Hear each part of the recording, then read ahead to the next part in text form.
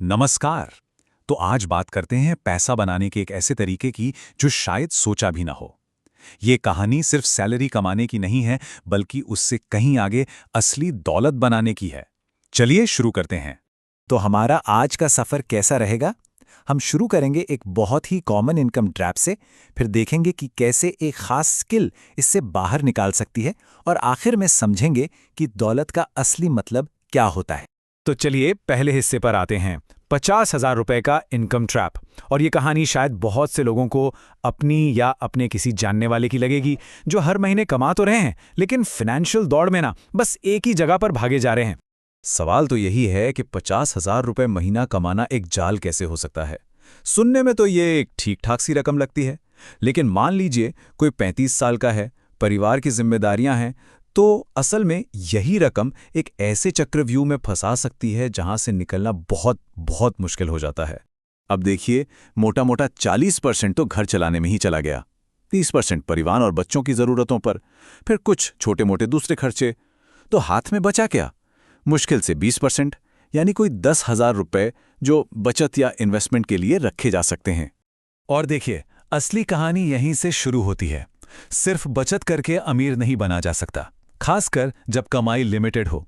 असल में दौलत बनाने का गेम ही अलग है। उसके लिए सबसे पहले अपनी कमाई को बढ़ाना होगा। तो सवाल उठता है, कमाई बढ़ाएं तो कैसे बढ़ाएं? वेल, इसका जवाब एक ऐसी स्किल में छिपा है जिसको लेकर ना बहुत सारी गलतफहमियां हैं। लेकिन सच तो ये है कि ये स्किल हम सब हर रोज इस्तेमाल करते हैं।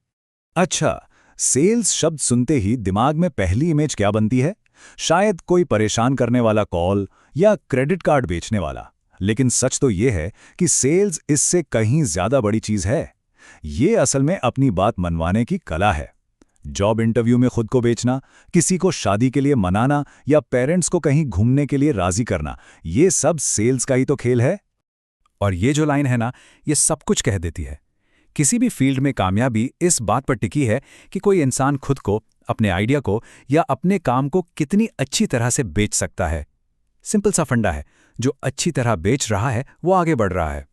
तो सवाल उठता है कि इस सबसे जरूरी स्किल में मास्टर कैसे बने। चलिए देखते हैं 3 बहुत ही प्रैक्टिकल और पावरफुल नियम। ये 3 नियम सच में गेम चेंजर हैं। पहला, प्रोडक्ट बेचने पर नहीं, ग्राहक की प्रॉब्लम को सुलझाने पर ध्यान दो। दूसरा नियम, और ये बहुत जरूरी है, कम बोलिए, ज्यादा सुनिए। सामने वाले को बोलने का मौका दीजिए, असली जरूरतें वहीं से निकल कर आएंगी।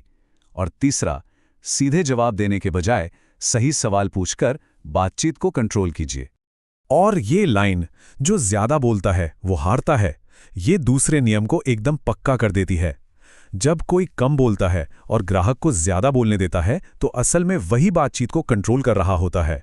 जब आप ऐसा करते हैं तो आप सिर्फ उनकी जरूरतें नहीं समझते, बल्कि उनका भरोसा भी जीतते हैं। देखिए, सेल्स की स्किल एक बहुत ही पावरफुल टूल तो है, लेकिन असली और लंबे समय तक टिकने वाला बदलाव तब आता है जब सोच बदलती है। ये सिर्फ इस बारे में नहीं है कि क्या करना है, बल्कि इस बारे में है कि क्या बनना है। ये जो डिजर्विंग फैक्टर का कॉन्सेप्ट है ना, ये बहुत ही गहरा है। मतलब कोई इंसान किसी रिजेक्शन के दर्द को अपनी ताकत बना ले और खुद को इतना काबिल बना ले कि कामयाबी उसका हक बन जाए।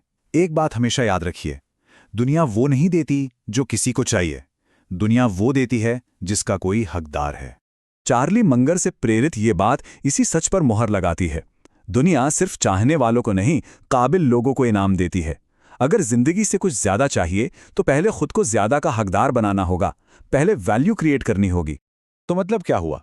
मतलब ये कि अपनी इनकम बढ़ाना सबसे पहले एक अंदरूनी बदलाव का खेल है। ये शुरू होता है अपनी स्किल्स को मजबूत करने से और ऐसे लोगों के बीच रहने से जो आपको ऊपर उठाते हैं, ना कि ऐसे लोग जो पीछे खींचें।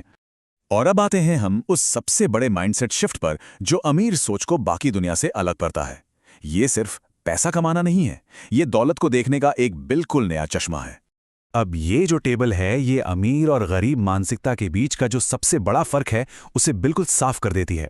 ज्यादातर लोग सोचते हैं कि महीने की सैलरी कितनी है जिससे खर्चे चलें, जबकि अमीर सोच वाले लोग वो फोकस करते हैं अपनी नेटवर्थ पर, यानी उनकी कुल संपत्ति कितनी है और सबसे जरूरी, वो बढ़ कैसे रही है। तो आखिर में सबसे बड़ा टेकअवे क्या है? असली दौलत ये नहीं कि कोई कितना कमाता है। असली दौलत ये है कि किसी के पास कितनी संपत्ति है और वो समय के साथ कैसे बढ़ रही है। लक्ष्य सिर्फ सैलरी बढ़ाना नहीं है, लक्ष्य है अपनी संपत्ति का एक ऐसा मजबूत किला बनाना जो वक्त के साथ और बड़ा होता जाए। तो जाते जाते एक सवाल सबके लिए, क्या किसी की नेटवर्थ साल दर साल बढ़ रही है? ये सोचना जरूरी है कि क्या कमाई सिर्फ खर्च करने के लिए हो रही है या फिर असल दौलत बनाने के लिए। असली खेल यहीं से शुरू होता है।